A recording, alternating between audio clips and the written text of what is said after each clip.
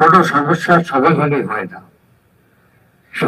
সমাধানের জন্য আন্তরিক আগ্রহ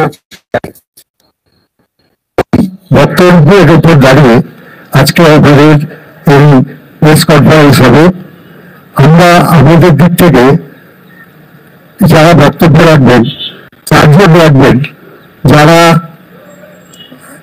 যাদবপুর বিশ্ববিদ্যালয়ে প্রাক্তন অধ্যাপক ছিলেন তারা, এবং যারা যাদবপুরের এবং প্রেসিডেন্সির ছাত্রছাত্রী ছিলেন তারা বক্তব্য রাখবেন।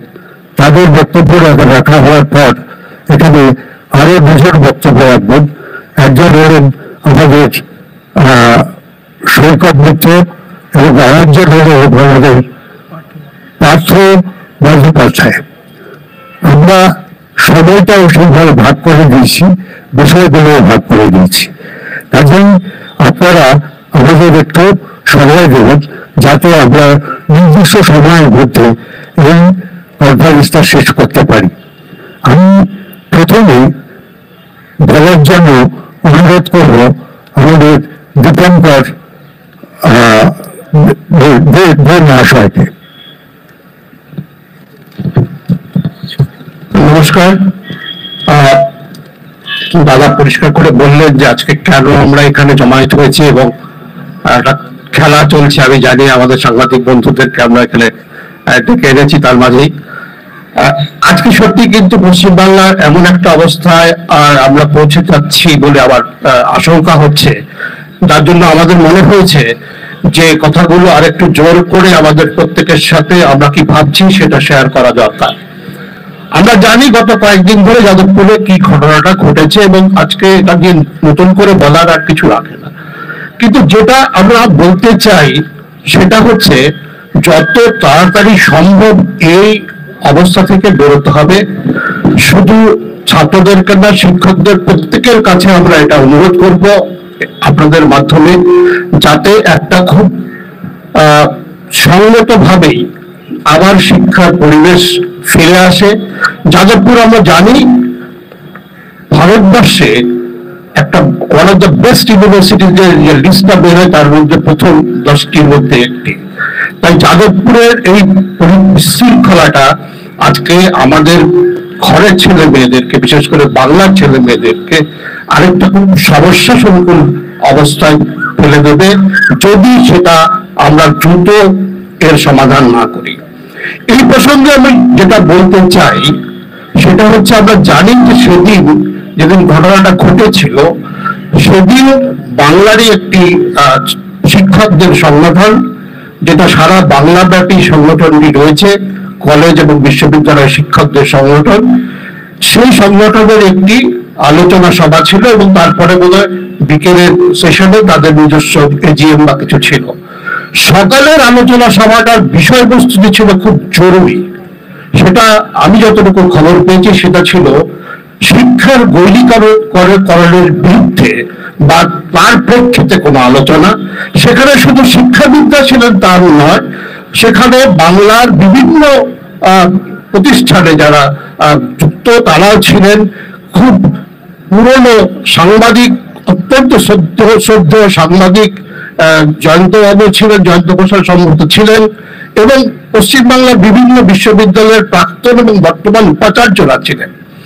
আজকে আমাদের কাছে মনে হয়েছে যে এটা একটা খুব গুরুত্বপূর্ণ বিষয়, কেননা আপনারা খুব নিশ্চয়ই সবাই অবগত আছেন গত কয়েক বছর ধরে পশ্চিমবাংলার ক্ষেত্রে বিশেষ করে আমরা দেখেছি শিক্ষার ক্ষেত্রে একটা নৈরাজ্য সৃষ্টির খুব চেষ্টা চলছে ইউনিয়ন সরকারের মাধ্যমে, এবং সেটা তাদের যিনি প্রতিনিধি আছেন তার মাধ্যমে সেটা আমরা দেখেছি।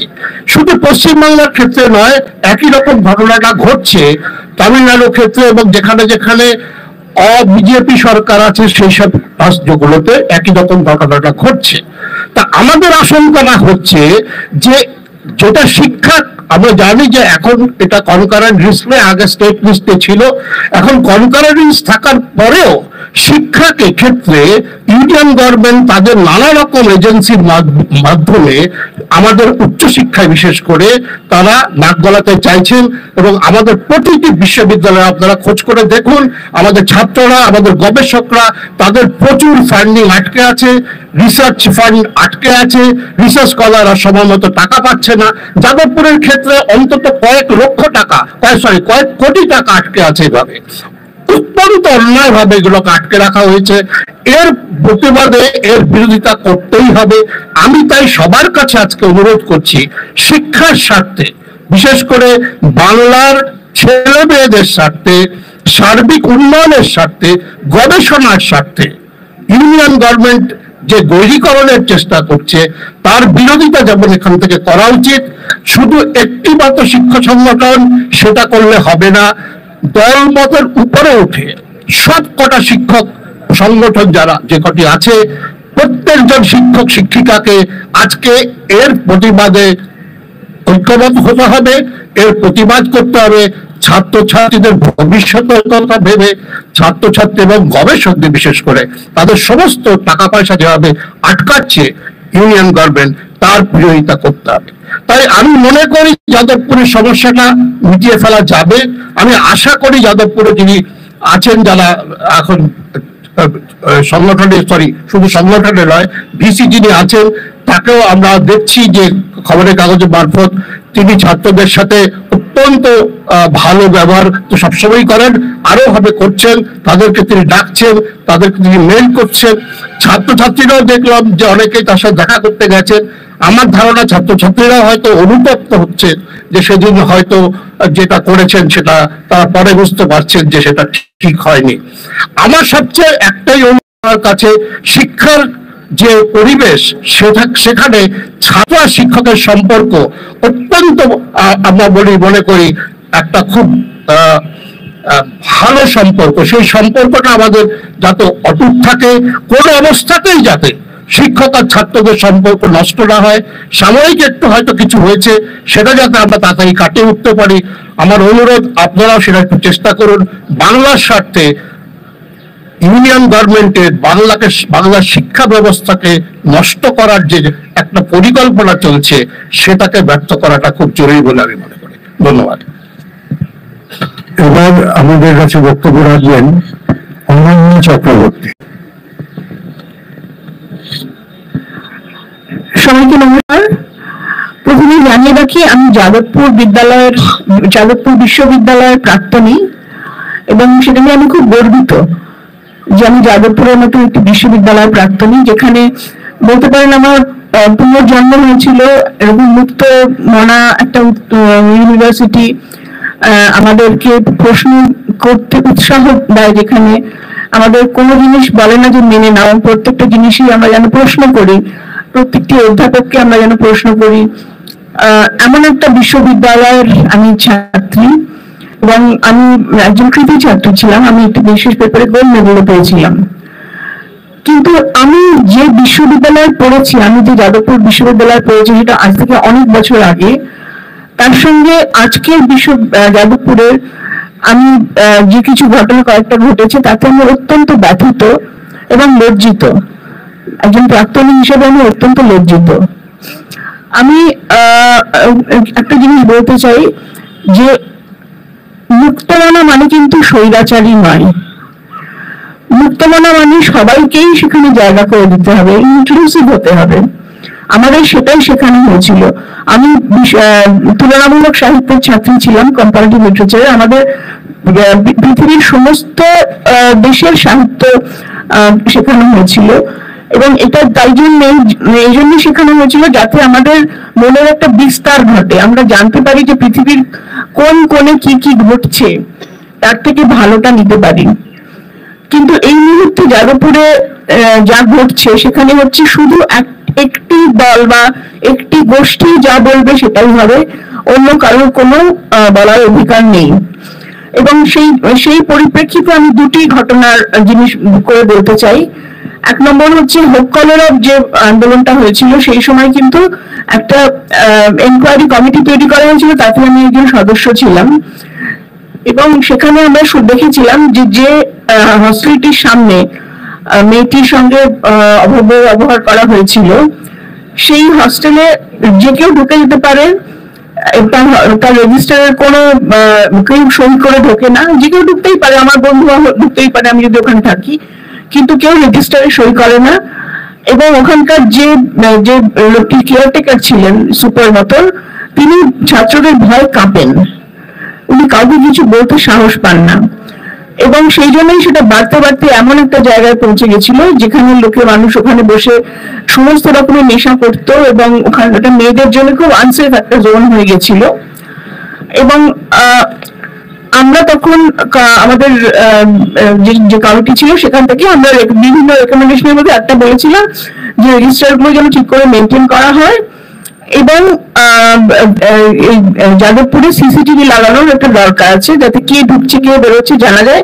যেহেতু কোনোটাই ছিল না, সেই জন্য সেভাবে কাউকে চিহ্নিত করা যায়নি। এটা আমরা বলেছিলাম বলে ওখানে কিছু প্রফেসর ছিলেন, তারা ফুটপাতে ক্লাস নিতে শুরু করলেন, খুব মানে নামকরা প্রফেসররা। কেন? কারণ তারা সিসিটিভির বিরোধী। একই জিনিস ঘটলো যখন 1-1.5 বছর আগে একটি ছেলের, আমি নাম বলছি না কারণ সেটা পক্সো কেস ছিল, তাকে র্যাগিং করে তাকে মানে মৃত্যুর মুখে ঠেলে দেওয়া হলো, এবং তখনও পর্যন্ত কোনো সিসিটিভি বসানো যায়নি, কোনো রেজিস্টার রাখা যায়নি। এবং আমি যখন শিশু সুরক্ষা কমিশনের তরফ থেকে গেছিলাম, এটা আমিও দেখছি কেসটা এখনো অব্দি। এবং সেখানে যিনি সুপার ছিলেন ওখানে, উনি বলেন, বাবা আমি দোতলায় কি যাব, আমি একবার যাওয়ার চেষ্টা করেছিলাম, আমাকে ওখানকার ছাত্ররা চেয়ারে বসে হাত পা বেঁধে সারা রাত বসিয়ে রেখেছিল, যে আমার সাহস হয় কি করে উপরে যাওয়ার। ভাবুন সুপারের কাজ কি, যাতে হস্টেলটা ঠিক মতো চলে সেটাই তো দেখার। তারা কাউকে ঢুকতে দেয়নি, এবং সেটা উনি যাদবপুরে জানিয়েছিলেন কর্তৃপক্ষকে, এবং প্রফেসরদেরও জানিয়েছিলেন। প্রফেসররা কিন্তু ছাত্রদেরই সমর্থন করেছিলেন। বাহ কি দারুণ, তোমার ব্যাপার, তোমার যা ইচ্ছে করবে, মানে স্বেচ্ছাচারিতা করবে আর কি। কারণ সব প্রফেসররা ভীষণ পপুলার হতে চান, ওখানে পপুলার হওয়ার চক্করে ওখানে সবকিছু অ্যালাউ করে দেন। এটা ছিল একটা ঘটনা। এবং তার ফলে যে ছেলেটি যখন ওখানে নিচে পড়ে গেল, সে কিন্তু মারা যায়নি। তার পরেও ওখানকার যে ছেলেগুলো ওকে মেরেছিল, তার একটা জিবি ডাকলো, ছেলেটি পড়ে আছে, তার মাথা দিয়ে রক্ত পড়ছে, সে ওই অবস্থায় বডিটা ওখানে ফেলে রেখে ওরা জিবি ডাকলো। জিবি ডেকে 2 ঘন্টা ধরে আলোচনা হলো যে কি করে এটাকে লুকোনো যাবে। এবং তারপরে সেই ছেলেটিকে জলটা দিয়ে ঢেলে যাতে রক্তটা চলে যায়, একটা ট্যাক্সি করে নিয়ে যাওয়া হলো একটা হাসপাতালে। এবং ছেলেটি যাবার পথে ওখানে যখন নিয়ে যাওয়া হলো, বলা হলো ব্রট ডেড। তো আমরা কি এটাকে সমর্থন করবো? আমি কি যাদবপুরের প্রাক্তনী হিসেবে এটাকে সমর্থন করব? কখনোই করবো না। আমি লজ্জিত, অত্যন্ত লজ্জিত যে আমি এমন একটা বিশ্ববিদ্যালয়ের প্রাক্তনী যেখানে একটি ছেলেকে এরকম নৃশংসভাবে শুধু মারা হলো না, মানে যাতে সে পুরোটা মরে যায়, সেটা কিভাবে লুকোনো হবে, কিছু ব্রিলিয়েন্ট ছাত্রছাত্রী সেটা ব্যবস্থা নিল। এবং আরো একটা জিনিস বলে রাখি, সেই যে ছেলেগুলি এটি করেছিল তারা সবাই এখনো কাস্টাডিতে রয়েছে। তারা যাতে খুব দামি দামি উকিল পায় এবং তারা যাতে তাড়াতাড়ি করে ছাড়া পায়, সেই জন্য অনেক টাকা দিয়ে বড় বড় উকিল রাখা হয়েছে। এবং তাদের উকিলের টাকা দেওয়ার জন্য, ডিফেন্সের উকিলের টাকা দেওয়ার জন্য টাকা তোলা হয়েছে ওখানে যাদবপুর ইউনিভার্সিটিতে, ওই বিল্ডিং এ টাকা তোলা হয়েছে। এবং যারা টাকা দিয়েছেন তাদের মধ্যে জুটার প্রফেসররাও রয়েছেন। এটা আমি একদম দায়িত্ব নিয়ে বলতে পারি, আমাদের কাছে প্রমাণ আছে সেটার। এবং এই যে ঘটনাটা ঘটলো আজকে, যে ঘটনাটা ঘটলো যে কোনো সিসিটিভি নেই বলে আমরা জানতেই পারলাম না যে আসলে কি হয়েছে, মানে বিভিন্ন রকমের ভিডিও চলছে চারদিকে, তারপরেও কিন্তু কোনো সিসিটিভি লাগাতে দেওয়া হয়নি। আমার শুধু একটাই প্রশ্ন, যে আরজিকর কাণ্ডে যখন সবাই মিলে এই ছেলেরাই, এই যারা মানে এই বিশ্ববিদ্যালয়ের ছাত্রছাত্রীরাই তারা উই ওয়ান্ট জাস্টিস বলে বেরিয়েছে এবং দাবি করেছে যে কেন প্রত্যেকটা হাসপাতালের কোণে কোণে সিসিটিভি লাগানো নেই, কিন্তু যাদবপুরে তারা সিসিটিভি লাগাতে দেবে না, ওরা যা ইচ্ছে করবে সিসিটিভি লাগবে না। তাহলে কি আমরা এটাই বলবো যে show me the man and I will show you the rule? Jadavpur তো একটা আলাদা গ্রহ নয় বা একটা আলাদা দেশ নয় যে ওখানে তারা নিজেদের নিয়মে সবকিছু করবে আর বাকি সবাই একরকম নিয়মে চলবে। তাই আমি যদিও আমি যদিও ওখানকার প্রাক্তনী এবং অনেক দিন আমি যাদবপুরের ব্যাপারে ভীষণ আবেগ আছে আমার আমার মনে হয় যারা যাদবপুর থেকে পাশ করেছে তাদের মধ্যেই একটা আবেগ কাজ করে যাদবপুর নিয়ে, কারণ ওখানে আমি অনেক কিছু শিখেছি, অনেক আমার মনে বিস্তার ঘটেছে। আমি আজকে যা হয়েছি তার পেছনে যাদবপুরের একটা বড় হাত আছে।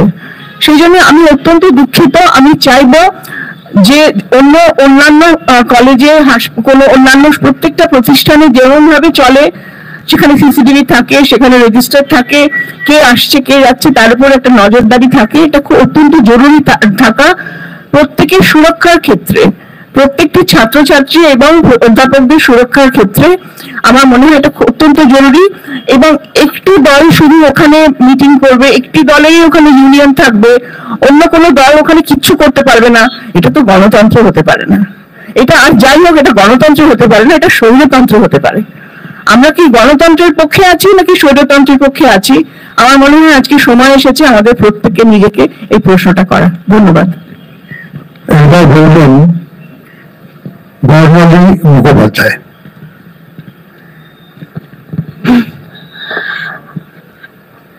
যাদবপুর বিশ্ববিদ্যালয়, প্রেসিডেন্সি বিশ্ববিদ্যালয়, আমরা জানি বা ছাত্ররাও ভাবেন যে তারা এলিট বিশ্ববিদ্যালয়ের অংশ, কিন্তু এলিট বিশ্ববিদ্যালয় মানে ব্যাপারটা এরকম নয়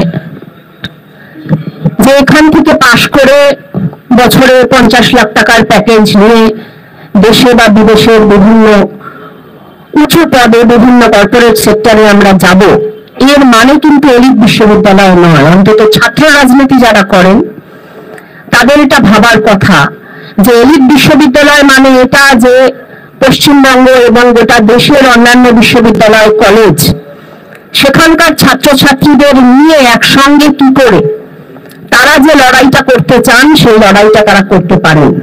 কিন্তু আমরা দুঃখের সঙ্গে লক্ষ্য করেছি যে পশ্চিমবঙ্গে যখন মোহন ভাগবত এলেন এবং 10 দিনের জন্য তিনি ট্যুর করলেন, যারা এলিট বিশ্ববিদ্যালয়ের ছাত্রছাত্রী যারা নিজেদেরকে বাম বলেন, আমরা কিন্তু দেখিনি যে তারা সেই মোহন ভাগবতের বিরুদ্ধে বিভিন্ন জায়গায় তারা ব্ল্যাক ফ্ল্যাগ নিয়ে প্রচার করছেন, তাদের মতো করে তারা যেভাবে প্রচার করতে চান, তারা যেটাকে মনে করেন যে তাদের আন্দোলনের ভাষা, সেই ভাষায় তারা প্রচার করছেন, প্রোপাগান্ডা করছেন, বিক্ষোভ করছেন, অবস্থান করছেন, ঘেরাও করছেন, এই ধরনের কোনো কর্মসূচি আমরা দেখতে পাইনি।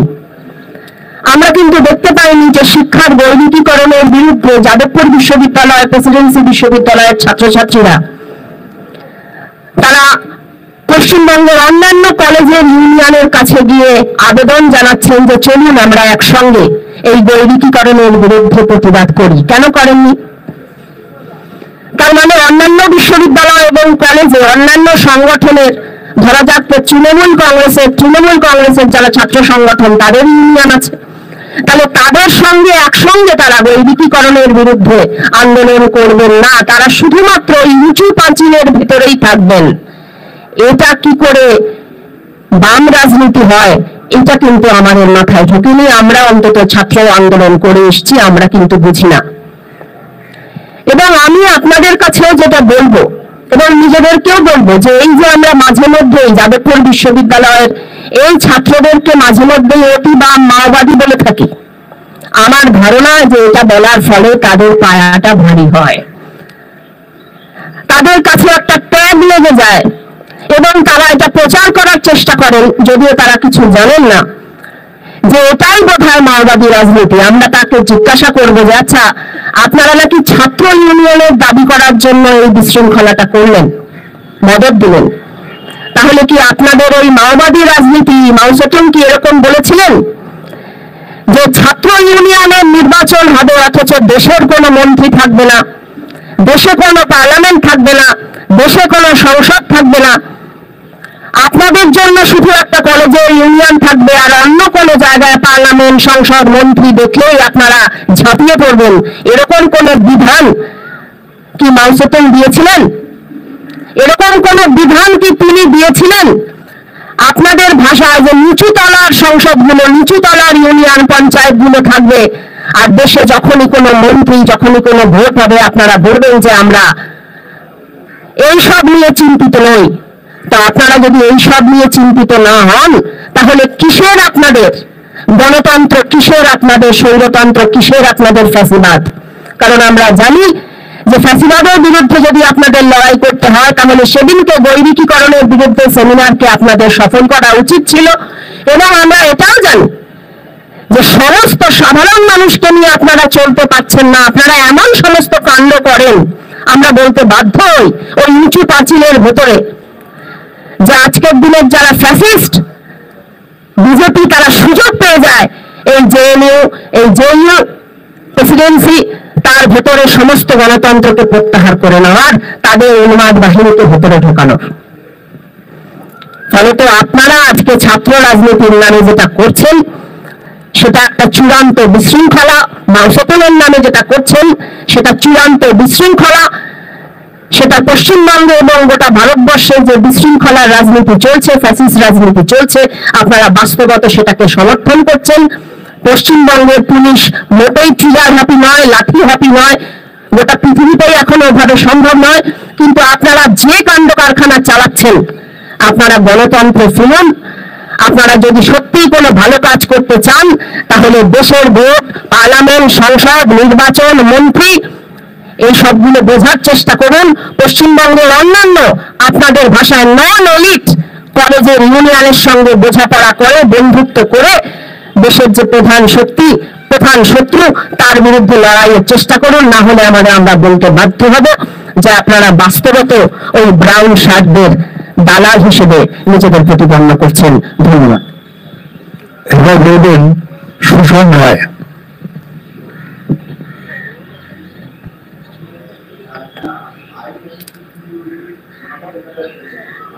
ছাত্ররা আমাদের আগামী দিনের রাজনৈতিক ভবিষ্যৎ। ছাত্র আন্দোলন পশ্চিমবাংলা সহ ভারতের ও পৃথিবীর বিভিন্ন দেশের রাজনৈতিক ইতিহাস বদলেছে, এটা আমরা জানি। বিগত শতাব্দীর 70 দশকের উত্তাল ঝড়ের সময়ে যাদবপুর বিশ্ববিদ্যালয়ে দুর্দান্ত কিছু ছাত্র ছাত্রী, তারা নতুন করে পৃথিবীর ইতিহাস, ভারতবর্ষের ইতিহাস, বাংলার ইতিহাস লিখতে চেয়েছিলেন। আজকে 2025 সালে যাদবপুর বিশ্ববিদ্যালয়ের ছাত্র হওয়ার সুবাদে তারা মেধাবী, সামাজিকভাবে চিহ্নিত তারা মেধাবী ছাত্র, তারা যদি মনে করে থাকেন ক্যাম্পাসের মধ্যে বয়োজ্যেষ্ঠ পিতৃসম শিক্ষককে রাস্তায় ফেলে লাথি মারা যায়, সেটা যদি ছাত্র আন্দোলন হয়, তাহলে আমরা দেশ বাঁচাও গণমঞ্চের তরফ থেকে এই সাংবাদিক সম্মেলনে এই ধরনের নৈরাজ্য সৃষ্টিকারী আন্দোলনকে ধিক্কার জানাচ্ছি। এটা কোনোভাবেই ছাত্র আন্দোলন নয়। যাদবপুর বিশ্ববিদ্যালয় সম্পর্কে একটা ধারণা তৈরি হয়েছে, এখানে যে ছাত্রছাত্রীরা পড়েন তারা সমাজ বহির্ভূত, প্রশাসন তাদের ছুঁতে পারবে না, সামাজিকভাবে কোনো নিয়ম রীতি তারা মানবেন না, ভারতবর্ষের আইনের ঊর্ধ্বে তারা। এই যে পরিস্থিতিটা তৈরি করা হয়েছে, তার জন্য বিশেষ কিছু অংশ সমাজের দায়ী। আমরা উচ্ছৃঙ্খল ছাত্রদের যে ভূমিকা গত 1 মার্চ দেখেছি যাদবপুর বিশ্ববিদ্যালয়ে, আমরা তার নিন্দা করছি। আমরা দৃঢ়ভাবে এই কথাটা বলছি, ছাত্ররা নিশ্চয়ই প্রশ্ন করবে, নিশ্চয়ই রাষ্ট্রের মুখোমুখি দাঁড়িয়ে প্রশ্ন করবে, সেই নৈতিক অধিকার তাদের আছে। ক্যাম্পাসে গণতন্ত্র ছাত্ররা চাইবে, কিন্তু আমি গণতন্ত্র চাই বলে আমি আরেকজনের বুকের ওপর পা তুলে দেব, আমি গণতন্ত্র চাই বলে আমার ভিন্ন মতাদর্শী কাউকে আমি কথা বলতে দেব না, এটা কিন্তু গণতন্ত্র নয়। আমরা পরিষ্কার এই কথাটা বলছি, গণতন্ত্র শুধু আমি যা বলবো সেটাই হবে, এটা গণতন্ত্র নয়। যাদবপুর বিশ্ববিদ্যালয়ে বরিষ্ঠ শিক্ষকরা নিগৃহীত হয়েছেন, অপমানিত হয়েছেন, লাঞ্ছিত হয়েছেন শারীরিকভাবে। এই ধরনের উচ্ছৃঙ্খল ঘটনা ঘটিয়ে যারা নিজেদের সমাজ বিপ্লবী মনে করছেন এবং যারা এই উচ্ছৃঙ্খল ছাত্রদের বামপন্থী হিসাবে চিহ্নিত করতে চাইছেন, আমরা এই পুরো প্রক্রিয়াটাকে নিন্দা করছি। একটা প্রশ্ন বারবার করে ওঠে, যাদবপুর বিশ্ববিদ্যালয় কি সমগ্র কলকাতা, পশ্চিমবঙ্গ, ভারতবর্ষের বাইরে? সামান্য কিছুদিন যাদবপুর বিশ্ববিদ্যালয় পাঠ নেওয়ার অভিজ্ঞতার নিরিখে বলছি, যাদবপুর বিশ্ববিদ্যালয়ের যে পরিবেশ, শিক্ষার পরিবেশ আমরা পেয়েছি, সেখানে শিক্ষক ছাত্রের সম্পর্ক অনেক মানবিক, অনেক খোলামেলা। সেই খোলামেলা বিশ্ববিদ্যালয়ের শিক্ষাক্ষেত্রে কি ধরনের বাস্তবতা আজকে এলো, ছাত্ররা শিক্ষকের নিগৃহীত করে শুধু চুপ করে বসে নেই, সেটাকে জাস্টিফাই করার চেষ্টা করছেন, মান্যতা খোঁজার চেষ্টা করছেন সামাজিকভাবে। এটা একটা ভয়ঙ্কর দিক। যাদবপুর বিশ্ববিদ্যালয়ের উপাচার্য শারীরিকভাবে নিগৃহীত হয়েছে। অত্যন্ত দুঃখের এবং বেদনার, যাদবপুর বিশ্ববিদ্যালয়ের বর্তমান অস্থায়ী উপাচার্য ভাস্কর গুপ্ত, তিনি যাদবপুর বিশ্ববিদ্যালয়ের প্রাক্তনীয় বটে। শারীরিক লাঞ্ছনা তার যতটা হয়েছে, আমার ধারণা মানসিক লাঞ্ছনা তার অনেক বেশি হয়েছে। আজকে যারা নিজেদের বামপন্থী ছাত্র আন্দোলনের কাণ্ডারি বলে প্রচার করতে চাইছেন, সেই ছাত্রদের উদ্দেশ্যে অত্যন্ত দৃঢ়ভাবে এবং বিনয়ের সঙ্গে একটা প্রশ্ন রাখছি। মতের অমিল হলে নিজের বাবা মাকে কি তারা এইভাবেই বাড়িতে নিগৃহ করেন? যদি তারা এটা না করে থাকেন, যদি তারা মনে করেন পিতৃতুল্য মানুষের গায়ে হাত দেওয়াটা সামাজিকভাবে নয়, আইনত অপরাধ, তারা যদি ন্যূনতম অনুশোচনার দ্বারা আক্রান্ত হয়ে থাকেন, যার সম্ভাবনা খুব কম বলেই আমাদের বিশ্বাস, তবু তাদের উদ্দেশ্যে বলবো, এখনো সংযত হন। আপনারা যারা যাদবপুরকে অভয়ারণ্য মনে করেন আপনাদের বিপ্লবের, এই অভয়ারণ্য কিন্তু আপনারাই ধ্বংস করছেন। মুক্তমনা মানুষের চিন্তার পিঠকে আপনারা বিশৃঙ্খলা তৈরি করে, উচ্ছৃঙ্খল জীবন কাটিয়ে, ছাত্র জীবন কাটিয়ে আপনারা যে পরিবেশটা তৈরি করছেন, তাতে করে সামাজিক বিশৃঙ্খলা বাড়বে, বই কমবে না। সংযত হন। শিক্ষাঙ্গনে আছেন, রণাঙ্গনে নেই।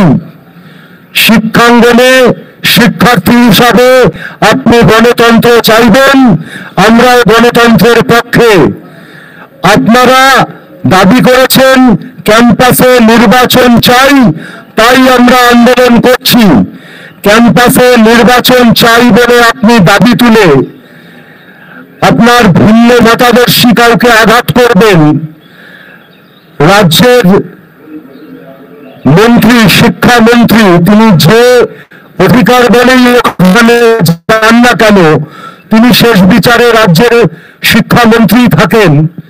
তাকে ঘিরে ধরে লাঞ্ছনা করা, এটা যদি গণতন্ত্রের পাঠ হয়ে থাকে আপনাদের কাছে, আমরা দেশ বাঁচাও গণমঞ্চের তরফ থেকে তাদের উদ্দেশ্যে বলছি, এই স্বৈরাচারী এই ধরনের অগণতান্ত্রিক আচরণ থেকে বিরত থাকুন, সামাজিক বিশৃঙ্খলা থেকে সরে আসুন, শিক্ষাঙ্গনে আপনারা শিক্ষার পরিবেশ ফিরিয়ে নিয়ে আসুন, ছাত্র শিক্ষক সুসম্পর্ক আবার পুনঃস্থাপিত করুন। ধন্যবাদ। এবার আপনাদের সামনে বলবেন পার্থ বন্দ্যোপাধ্যায়।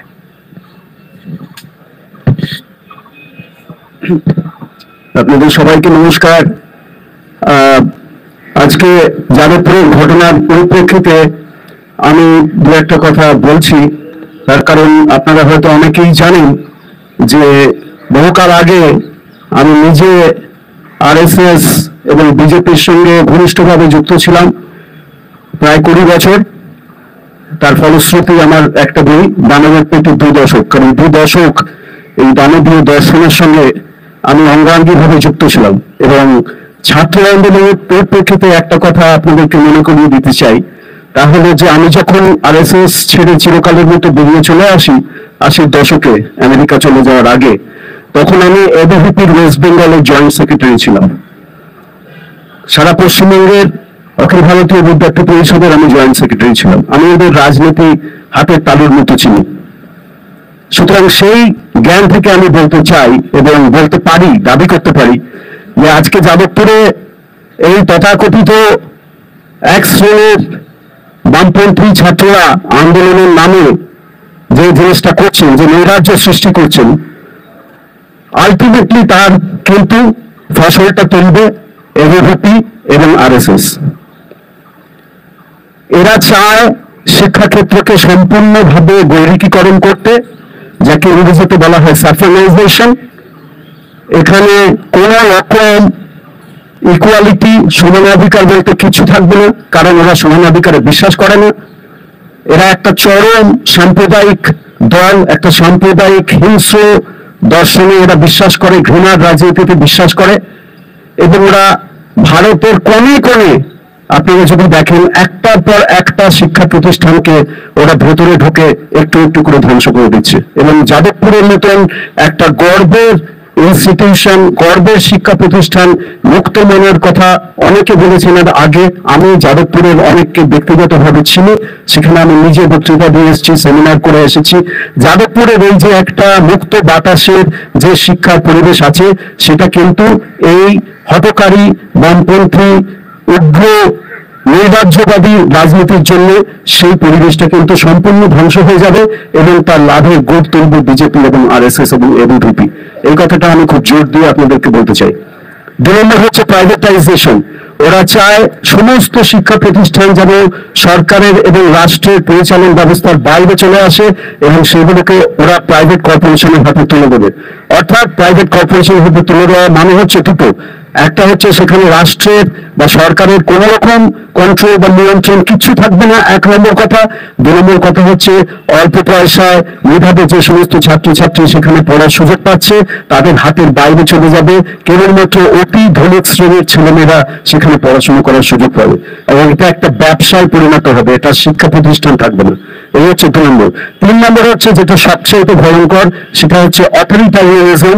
অর্থাৎ সেখানে একটা চরম স্বৈরাচারী, একটা গণতন্ত্রহীন একটা সিস্টেম সেখানে ওরা জোর করে চাপিয়ে দেবে, যাতে ওরা বিশ্বাস করে। কারণ আরএসএস হচ্ছে একটা ফ্যাসিস্ট দল, একটা হিংসা, ঘৃণা এবং উগ্রপন্থী রাজনীতির উপর ভিত্তি করা, ধর্মান্ধতার উপর ভিত্তি করা তাদের দর্শন। তারা সেই দর্শনটাকে ওরা যে কোনো মূল্যেই হোক ওরা শিক্ষা প্রতিষ্ঠানগুলোর উপর চাপিয়ে দেবে এবং সেগুলোকে ভেতর থেকে ধ্বংস করে দেবে। আজকে অনেকে বলেছেন, আমি সেটাকে আর পুনরাবৃত্তি করবো না, কিন্তু যাদবপুরের এই ছাত্র রাজনীতির নামে যে চরম নৈরাজ্য চলছে, যেভাবে সেখানে প্রফেসর পড়কে শিক্ষাব্রতীদেরকে সেখানে হেকল করা হচ্ছে, যার বর্ণনা জয়ন্ত ঘোষাল দিয়েছেন। আরেকটি বিশ্ববিদ্যালয়ের উপাচার্য যে শিবাজী প্রতিম বসু সেই একই কথা বলেছেন, তার দিকে আপনাদের দৃষ্টি আকর্ষণ করছি। এবং যে সমস্ত সত্যিকারের মুক্তমনে ছাত্রছাত্রী আছেন, শিক্ষার্থী আছেন, তাদের সবাইকে আমি বলছি যে আপনারা এই গৈরিকীকরণের বিরুদ্ধে একসাথে জোট বাঁধুন। নইলে পশ্চিমবঙ্গের শিক্ষা সম্পূর্ণভাবে ধ্বংস করে দেওয়ার জন্য ওরা কিন্তু একটু একটু করে কালা পাহাড়ের মতো এগিয়ে আসছে। নমস্কার। এবার বলবেন সৈকত মিত্র।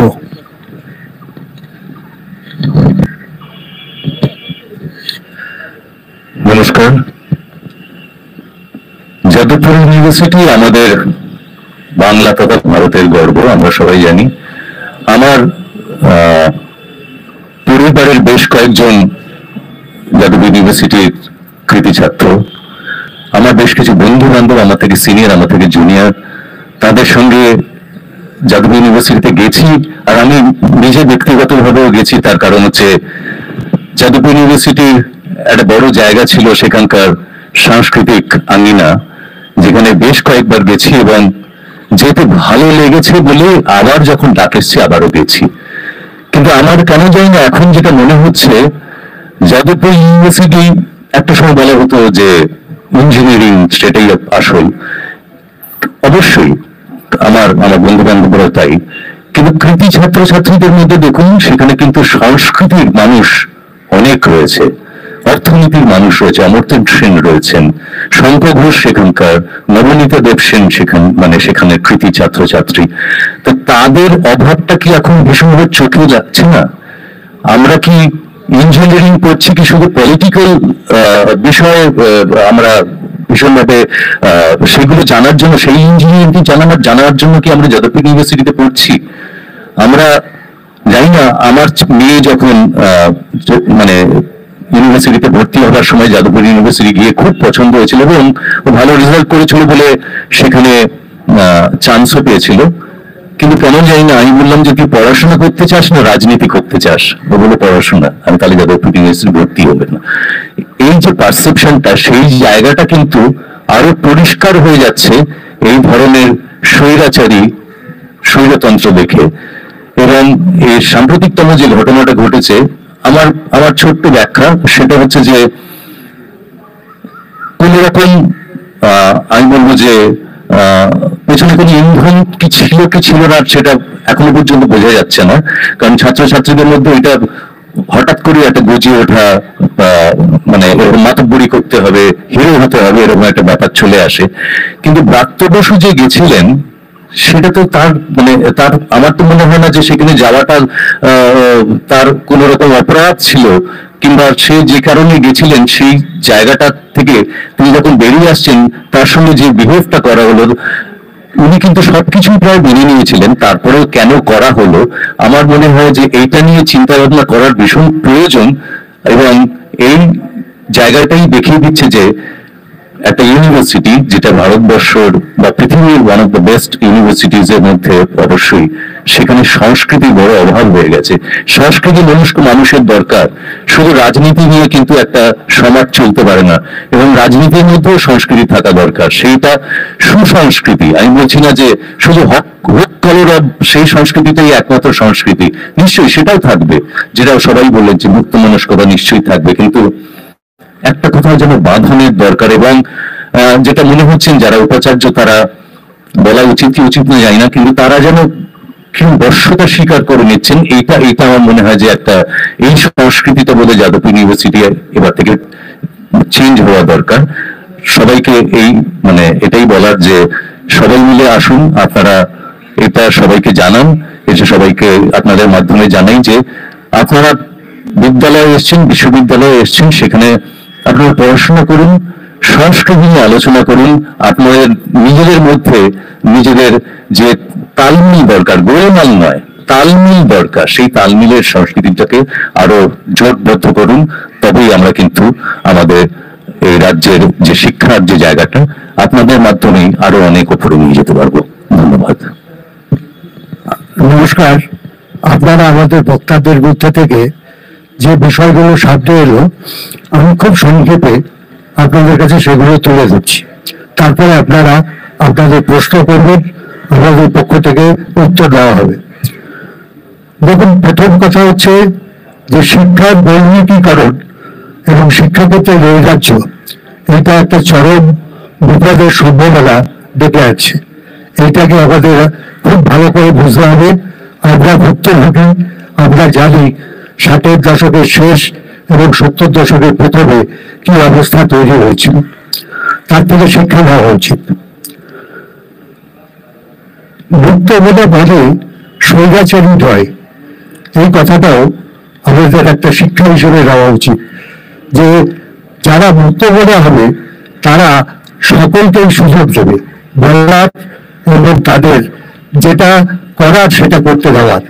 এটা যদি না হয় তাহলে মুক্ত মনের কোনো জায়গা হয় না, সেটা একটা আবদ্ধ জঞ্জালযুক্ত পরিবেশ হয়। দেখুন, এখানে ভাইবাদের কথা এসছে। আমি আপনাদের বলবো যে ভাই হচ্ছেন এমন একজন ব্যক্তিত্ব যিনি তার সৈন্যবাহিনীকে বারবার শিক্ষা দিয়েছেন ভদ্র আচরণের জন্য। তাদের যে দিনলিপি, সেই দিনলিপিতে প্রথম বিষয়টা ছিল ভদ্রভাবে কথা বলুন, ভদ্র আচরণ করুন, মেয়েদের সাথে খারাপ ব্যবহার করবেন না, আপনার যা সম্পদ সেই সম্পদ দিয়ে সন্তুষ্ট থাকুন, অন্যের সম্পদ হরণ করবেন না। এই হচ্ছে ভাষিতু। ভাষিতু শুধুমাত্র অস্ত্র ধরার জন্য নয়, ভাষিতু মানে আস্ত একটা সংস্কৃতি, সেটাও আমাদের বুঝতে হবে। ছাত্র আন্দোলন, এটা ঠিক যে ছাত্র আন্দোলনকে আমরা রণাঙ্গনে পরিণত করেছিলাম। আজকে এটা আমাদের সকলকে বলতে হবে যে সেটা ভুল হয়েছিল।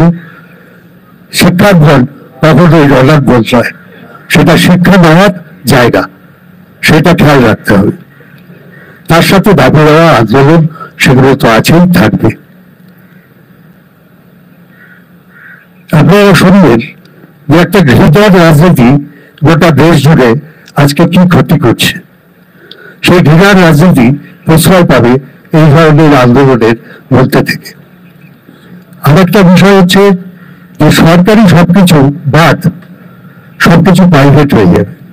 আমরা ওকালতি করি কিন্তু, এমনকি যা হচ্ছে তাতে আমি বলবো আত্মারও প্রাইভেটাইজেশন হোক, সেটাও চলছে। যে আত্মারও কোনো স্বাধীনতা থাকবে না, সেটাও প্রাইভেট হয়ে যাবে। অর্থাৎ আত্মার যে ইচ্ছা বা যা করতে চায় সেটাও করতে পারবে না, সেটাও সব কর্পোরেটরা কিনে নিবে, তাদের সিস্টেমে তারা সবকিছু চালিয়ে দেবে। তো এর থেকে তো ভয়াবহ কিছু হতে পারে না। আর একটা হচ্ছে কর্তৃত্ববাদ, যার বিরুদ্ধে গোটা সমাজে এক ধরনের অনগমিত আন্দোলন আছে। এই আন্দোলনটা অনগমিত, খুব প্রকাশ্য নয়। এই অনগমিত যে আন্দোলন কর্তৃত্ববাদের বিরুদ্ধে, সেটা কোনো একটা পত্রিকায় এডিটোরিয়াল লিখে তার সমাধান করা যায় না। এটা সামাজিক যে প্র্যাকটিস, সমাজের প্রতিটি কাজ, তার মধ্যে কর্তৃত্ববাদের বিরোধীরা বীজ যদি আমরা উদ্ঘোষিত করতে না পারি, তাহলে কর্তৃত্ববাদকে কখনোই রোখা যাবে না। এটা চাঁদাবসায়ের কাজ না, এটা হচ্ছে মানুষের সাথে মিশে, মানুষকে সাথে নিয়ে এই কাজটা করতে হয়। সংস্কৃতির দিক থেকে সৈকতবাবু যা বলার চেষ্টা করেছেন, আমি যেটুকু বুঝেছি সেটা হচ্ছে সংস্কৃতি মানে একটা মূল্যবোধ। ছাত্রছাত্রীরা যদি তাদের সেই মূল্যবোধ হারিয়ে ফেলে, যে শিক্ষককে শ্রদ্ধা দেখানো, শ্রদ্ধা প্রদর্শন, এটা একটা মূল্যবোধ। শিক্ষা গ্রহণ করা, এটা একটা মূল্যবোধ। শিক্ষা গ্রহণের বিপরীতে চলে যাওয়া, এটা মূল্যবোধহীনতা, এইটা বুঝতে হবে। এই সমস্ত বিষয়গুলো যদি আমরা দেখি যে আমাদের মূল্যবোধগুলো যেন আস্তে আস্তে হারিয়ে যাচ্ছে, এই মূল্যবোধগুলোকে আমাদের আবার সংগ্রামের মধ্যে দিয়েই তুলে ধরতে হবে। এই কথাগুলো আমাদের সকল বক্তা আপনাদের সামনে রাখলেন। এরপর আপনাদের প্রাসঙ্গিক প্রশ্নগুলো করলে আমাদের বক্তারা তার উত্তর দেবেন। নমস্কার।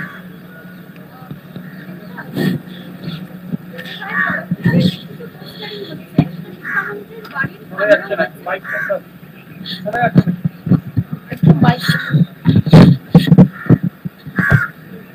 শিক্ষামন্ত্রীর বাড়ির সামনে হয়েছে, যেখানে তারা লিখছেন ক্রিমিনাল শিক্ষামন্ত্রী ওয়ান্টেড পোস্টার পড়েছে। এক, ছাত্র সংগঠনের এই ল্যাঙ্গুয়েজ বা শিক্ষামন্ত্রীকে সরাসরি ক্রিমিনাল বলা, তাকে অ্যারেস্ট করতে বলা, এটাকে কিভাবে দেখছেন? দুই, সৈকত বাবু কিছুক্ষণ আগে বললেন যে কোথাও গিয়ে তিনি দেখছেন যে উপাচার্যরাও বোধহয় বশ্যতা স্বীকার করছেন। যাদবপুরের উপাচার্যের ক্ষেত্রেও কি একই কথা বলবেন? দুটো প্রশ্ন।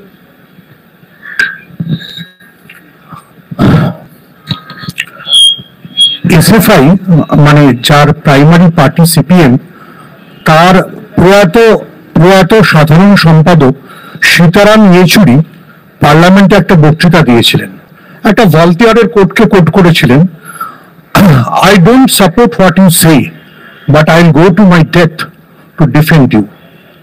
তো এসএফআই যদি না বুঝতে পারে যে শিক্ষামন্ত্রীরও কিছু বক্তব্য থাকতে পারে, তৃণমূলের ছাত্র সংগঠনেরও কিছু বক্তব্য থাকতে পারে, তাহলে এসএফআই বহুস্বর বা বহু গণতন্ত্রতে বিশ্বাস করে না। যেটা আগেও পূর্ণিমা বলেছেন, আবার সাম আপ করবার সময়ও বলেছেন যে শিক্ষাক্ষেত্রটা রণাঙ্গন নয়। যদি শিক্ষাক্ষেত্রটা রণাঙ্গনে পরিণত হয় তাহলে এসএফআই তার নিজের আদর্শ থেকে বিচ্যুত হচ্ছে, সিপিএম তার নিজের আদর্শ থেকে বিচ্যুত হচ্ছে, এবং সিপিএমকে বুঝতে হবে তারা আসলে পশ্চিমবঙ্গে যে মূল ইস্যুগুলো, যেটা এর আগে একজন বলেছেন যে শিক্ষার বৈদিকীকরণ হচ্ছে কিনা, তার থেকে আড়াল করতে চাইছেন। দেখুন, এটা তো সত্যি কথা যে পশ্চিমবঙ্গ সরকারের সঙ্গে রাজ্যপালের একটা টানাপোড়েন চলছে বিশ্ববিদ্যালয়ের উপাচার্যগুলি নিয়োগ নিয়ে। সব বিশ্ববিদ্যালয় এখনো রাজ্য সরকারের সার্চ কমিটির ইউনিতে শিক্ষার সার্চ কমিটির উপাচার্য নিয়োগ হয়নি, যাদবপুরেও সেই নিয়োগ হয়নি। তো আমরা আশা করব যে শিক্ষা দপ্তর যেটা চেয়েছেন, মুখ্যমন্ত্রী যেটা চেয়েছেন, সেই অনুযায়ী প্রত্যেক বিশ্ববিদ্যালয়ের সার্চ কমিটি সুপারিশ অনুযায়ী উপাচার্য নিয়োগ হবে এবং তারা শিক্ষাঙ্গনে শিক্ষার পরিবেশ ফিরিয়ে আনবে। শিক্ষাঙ্গনটা যুদ্ধের জায়গা নয়।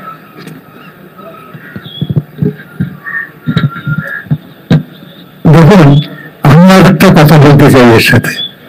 একজন ইন্টারিম উপাচার্য হলো তিনি উপাচার্য, ছাত্রদের সাথে ছাত্রছাত্রীদের সাথে তার যে সম্পর্ক, সেখানে একটা আবেগের জায়গা আছে।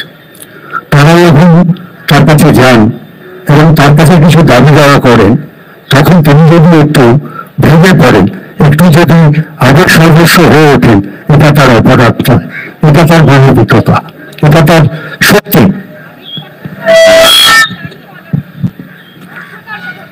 না, এটা বর্ষতা তো নয়, এটা আবেগের বিষয়।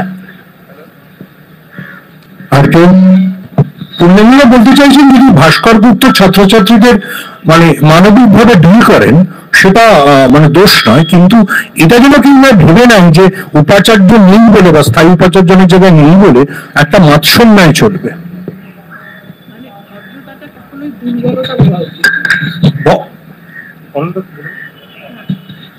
কারোর ভদ্রতাকে কখনোই দুর্বলতা ভাবা ঠিক নয়। আর কেউ বলবেন? প্রশ্ন করতে পারেন, আপনারা অনেক প্রশ্ন আছে।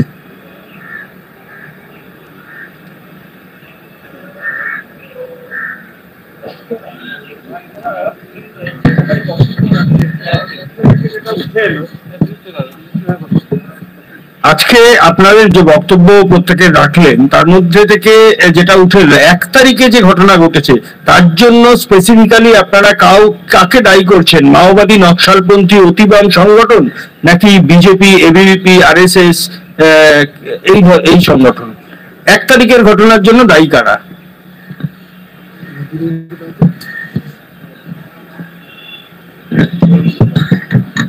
দেখুন, একটা কথা পরিষ্কার করে বলে দেওয়া দরকার এখানে। আপনারা সকলেই বলছেন যে সিপিএম এসএফআই বলেছে যে শিক্ষামন্ত্রী ক্রিমিনাল, তার বিরুদ্ধে ব্যবস্থা নিতে হবে, নানা রকম কথাবার্তা। কিন্তু এই কথাবার্তা হলে একটা বিষয় খুব হারিয়ে যাচ্ছে, সেটা হচ্ছে যদি সেদিন ফুটেজ গুলো দেখেন, গন্ডগোলটা কারা শুরু করেছিল প্রথমে। সেদিন শিক্ষামন্ত্রীর গাড়ি ভাঙচুর করা হয়েছিল, শিক্ষামন্ত্রীর গাড়ির কাঁচ ভেঙে দেওয়া হয়েছিল, শিক্ষামন্ত্রীর গাড়ির বনেটে উঠে নাচানাচি করা হয়েছিল, তারও আগে যখন ওই সম্মেলনটি শুরু হয়নি তার আগে শিক্ষামন্ত্রীর সম্পর্কে কার্টুন নানাবিধ পোস্টার লাগিয়ে একটা প্ররোচনামূলক আভাস সৃষ্টি করা হয়েছিল। আপনারা তো এটা মানবেন যে শিক্ষামন্ত্রীর গাড়ি যখন ইট মেরে ভাঙচুর করা হচ্ছিল, শিক্ষামন্ত্রী গাড়ির বনেটে যখন উঠে ছাত্ররা নাচানাচি করছিল, তখন স্বাভাবিকভাবেই শিক্ষামন্ত্রী গাড়ির চালক ভীত হয়ে পড়ে গাড়ি নিয়ে বেরিয়ে যেতে চাইবেন, এটা তো স্বাভাবিক। এবং ওই পরিস্থিতিতে শিক্ষামন্ত্রীর নিগৃহীত হওয়ার আশঙ্কা ছিল,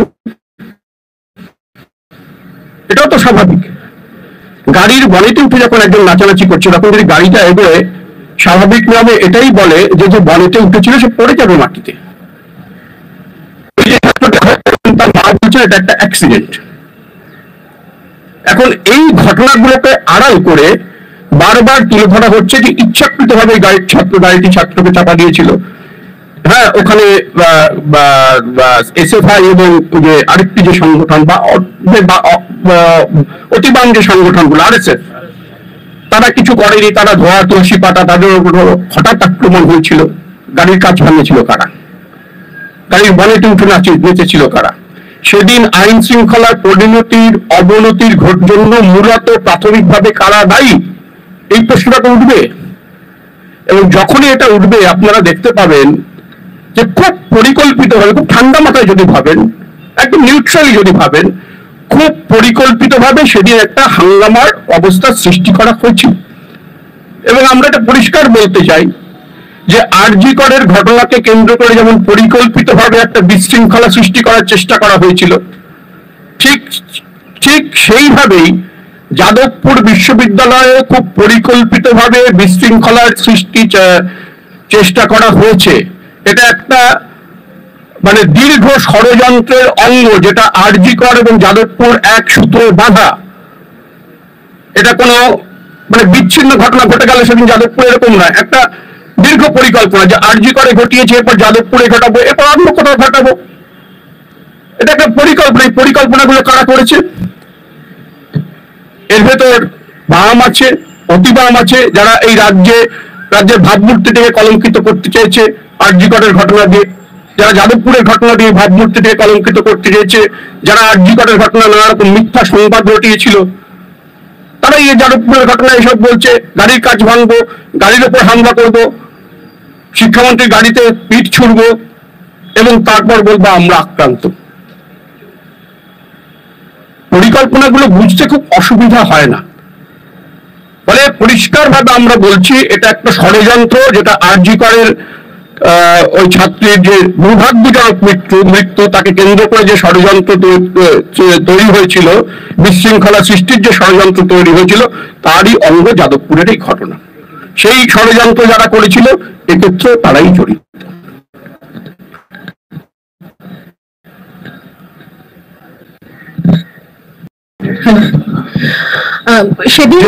যেটা আপনি প্রশ্ন করছিলেন, আমি পুণ্যেন্দুদার অনুমতি নিয়ে বলছি। বাইরে পুণ্যেন্দুদা একটা সাদা স্করপিও আছে, আপনাদের যার ইচ্ছে আছে স্করপিওটা চালান, আমি স্করপিওর নিচে শুনছি। যদি আমার উপর দিয়ে, আমার চোখের উপর দিয়ে চালিয়ে যাওয়ার 10 মিনিট বাদে আমি ইন্টারভিউ দিতে পারি, তাহলে আপনি মেনে নেবেন যে সেদিনকের গন্ডগোলের পেছনে তৃণমূল বা রাজ্যের শিক্ষামন্ত্রীর মদত ছিল। আর যদি আমি উঠতে না পারি, তাহলে আপনারা যে চালাচ্ছিলেন তিনি ইন্টারভিউ দেবেন।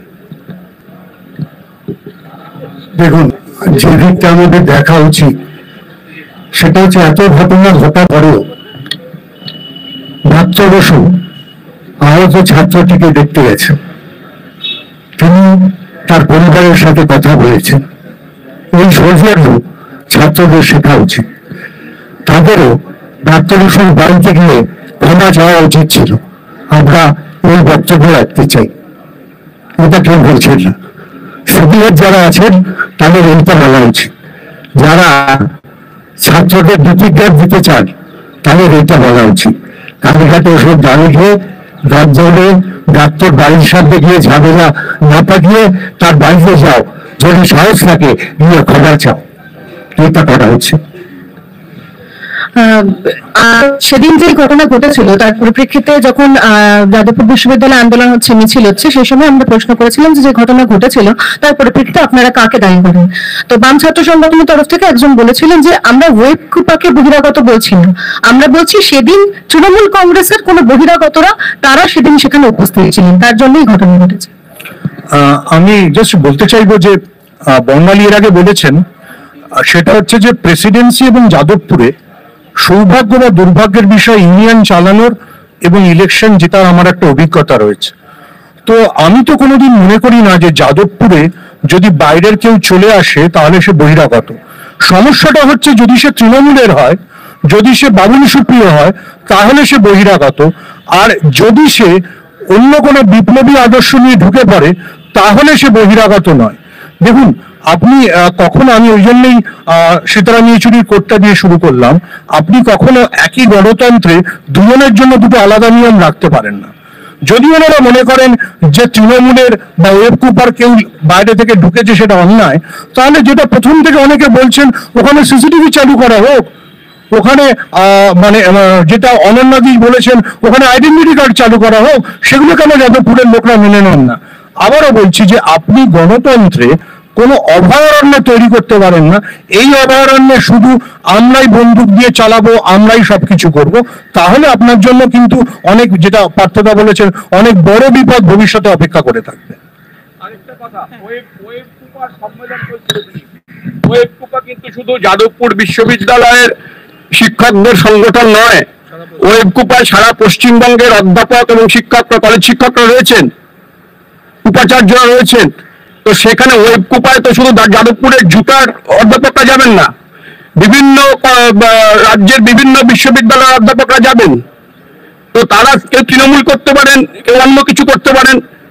সম্মেলনটা ওয়েব কুপার, সম্মেলনটা জুটার নয়, সম্মেলনটা শুধু যাদবপুর ইউনিভার্সিটির কোনো ইউনিটের নয়, ওটা ওয়েব কুপার। ওয়েব কুপার হচ্ছে সারা রাজ্যের অধ্যাপকদের একটি সংগঠন, সেখানে বিভিন্ন বিশ্ববিদ্যালয়ের অধ্যাপকরা যাবেন। তো তাকে এখন যদি বহিরাগত বলে কেউ তকমা মেরে দেয় তাহলে তো তার মানে জ্ঞানগম্যি নিয়ে প্রশ্ন উঠে যায় না, তার জ্ঞানগম্যি নিয়ে প্রশ্ন উঠে যায়। এই জ্ঞানগম্যি যাদের, তারা কিভাবে এবার ছাত্র ইউনিয়ন করবেন, কিভাবে এবার রাজ্যে রাজনীতি করবেন?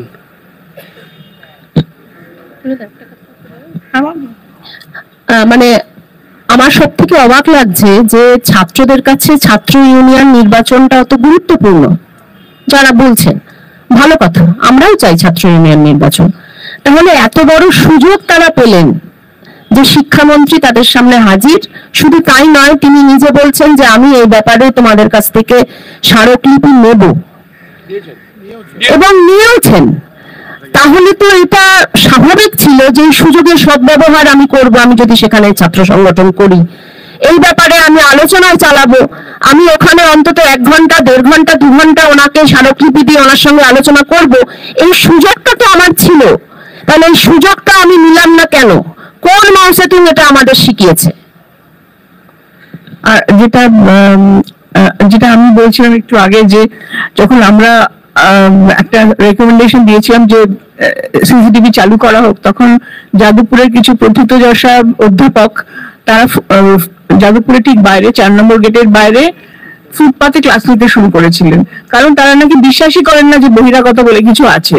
তো তাহলে বহিরাগত আছে না নেই, এটা তো একটা প্রশ্ন, এটা সুকুমার রায়কে জিজ্ঞেস করতে হবে যে বহিরাগত বলে কিছু হয় না কি হয় না যাদবপুরে। আর যেটা যে জিনিসটা আমরা মানে যেটা বলি আর কি, what is sauce for the goose is also sauce for the gander. যদি আমি বলি যে হ্যাঁ বহিরাগত আছে, তাহলে আমাদের বহিরাগত আটকানোর জন্য যা যা করার করতে হবে। আর যদি বলি যে বহিরাগত নেই, তাহলে পরে কিসের বহিরাগত, কোথাকার বহিরাগত? তো আমাদের we have to make up our mind basically. যাদবপুরের ছাত্রছাত্রীরা যথেষ্ট বুদ্ধিমান, যথেষ্ট মেধা রাখেন। তারা আমি তাদেরকে অনুরোধ করছি, আপনারা প্লিজ নিজেদের মধ্যে এই কনফিউশনটাকে পরিষ্কার করুন। আমি এবার শেষ করছি।